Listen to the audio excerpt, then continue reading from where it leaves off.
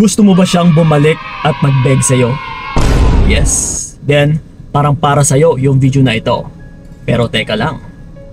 Sa pagpanumbalik utol is wala po tayong poproblemahin dyan. Dahil uunahan ko na kayo.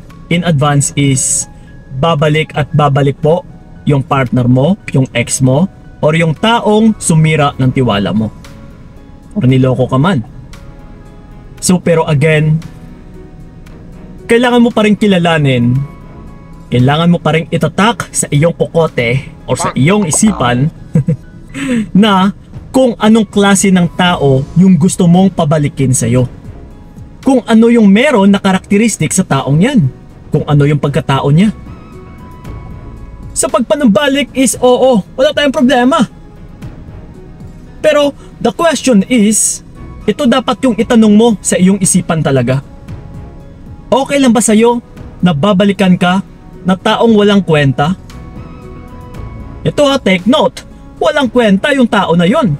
Babalikan ka, pwede. Magkakabalikan kayo dahil gusto mong magkabalikan kayo, pwede. Pero again, hanggat hindi mo nakikita kung ano yung problema ng taong yan, kung ano yung meron na karakteristik sa kanya, kung ano yung mga pagkakasala niya, is sa pagpanumbalik utol, okay, magkabalikan kayo, pero babalik at saka babalik pa rin kayo sa kung ano yung sanhi ng problema ninyo dati.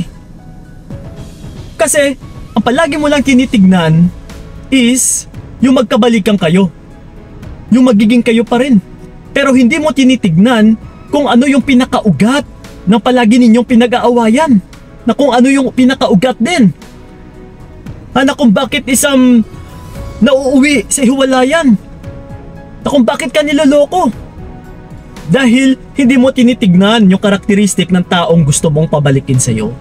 So ganun po yun. Kahit sabihin pa natin na mahal mo siya, oo, lahat naman nagmamahal. Kaya gusto mo siyang pabalikin kasi nga mahal mo siya. Pero okay lang ba sa'yo na yung taong minamahal mo is pinipilit mo pa? Sinira na yung tiwala mo. Then ikaw pa itong mag-uutos, ikaw pa itong nagtuturo sa kanya na kung ano yung dapat niyang gagawin, na dapat mahalin ka, which is hindi na pure love yan, utol. Hindi siya bumabalik, or hindi ka man lang niya binigyan ng respeto, ng kusa dahil mahal ka niya, kundi dahil lang sa pinipilit mo lagi eh. Kaya ka nasasaktan sa ngayon, kaya ka nahihirapan sa ngayon. Kasi hindi mo malang tinitignan kung ano yung pinakaugat, kung bakit nahihirapan ka sa ngayon, kung bakit ka nasasaktan, dahil yung taong pinapabalik mo is siya pa din yan. You are still dealing with the same guy pa rin.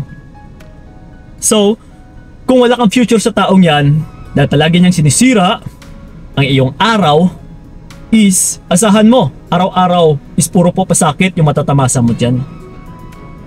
So lagi mong tandaan, lagi mo ring isipin, ano yung magiging future mo dyan kung puro pasakit sa araw-araw yung binibigay niya. Future mo na puro pasakit, yun na makuha mo. So syempre, hindi naman maganda. Hindi rin ikakabuti ng buhay mo or ng sarili mo kasi araw-araw is puro kapraningan, puro kabalisaan, madedepress ka, mae-stress ka. So if I were you, utol, yes, tignan mo muna yung taong gusto mong pabalikin sa'yo. Kasi babalik at babalik po yan. Lalong-lalo na kapag alam niya po na patay ka sa kanya dati. Pero tandaan nyo rin, hindi lahat ng bumabalik is dahil sa pagmamahal. Yung iba is bumabalik dahil napapakinabangan ka niya or papakinabangan ka niya ulit. Or gagamitin ka niya ulit. So, ikaw naman, alam mo na nga na walang pagmamahal, na puro pa rin pasakit yung binibigay sa'yo, magpapaloko ka pa ba? So, syempre hindi na.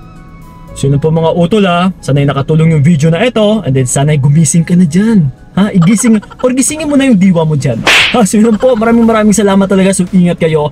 God bless and babush. Ayoko na rin magtiis, ayoko na sasakit. Mas mabuti nang bitawan ka para wala nang pait. Hanggang dito na lamang kung na kayo.